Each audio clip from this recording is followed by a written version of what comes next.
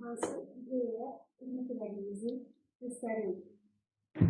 Bu dünyada sevmek ve sevilmek birinci gelir mi sualına cevap vermek isteseniz, emin olun ki birinci sevmek gelir. Çünkü insan sevdiğine, sevildiğinden daha çok emindir.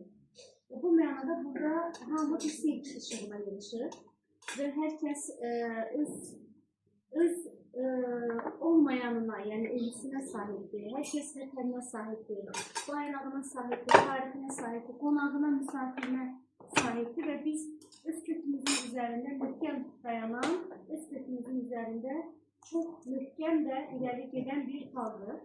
Bu yaxınlarda küçük bir hikaye okudum. Deyir ki, bambuk ağacını 5 yıl suluyurlar. 5 yıl. Ve torpağın üzerinde onun hiçbir cücərtisi görünmüyor. Ama 5 yıldan sonra cilvalıca cücərtisi çıxan ki, bir həftənin içinde 25 metre uzanabilir.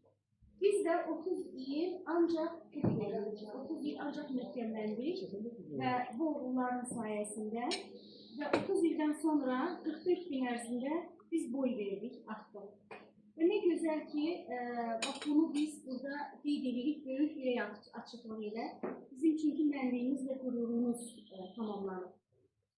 Ama Azerbaycan tarihi deyəndə təkcə Qarabağ deyil, o cümlədən Qərbi Azərbaycan tarihi də verilir ve bugün bizim yolumuz Zəngəzuradır deyirik. Ölkə başçımız bu gözəl misiya bizi təlimatlandırıb ve hər birimizin tariximiz, kökümüz həm də Qərbi Azərbaycandır. Ve mən bir Qərbi Azərbaycanlı olaraq və Zülfüqar bəyin qanını qanımda daşımaqdan təxarət hissi duyaraq bugün alnı açıq, ucu ağ, tariximizə baxıb və keçmişimizə baxıb təxarətlə deyə bilərəm ki, o keçməkləşlərin hər biri bugün öz bariz nümunəsini göstərir. Mənim yanımda əyləşən əslində hamımızın ağbirçəyimiz, ağbirçəkli söz sahibi olmaq üçün yaşla deyil, xidmətlədir, yaşantıyladır. Belə bir söz var, bir insandan məsləhət almaq istəsən, birinci onun özünə bax, daha sonra onun deyəcəklərinə bax. Samayət xanım Qərbi Azərbaycan tarixini, İrəvan tarixini öz qanında, canında, həyat fəaliyyətində və bugün də mərd-mərdanə sinə gələrək duran bir xanımdır.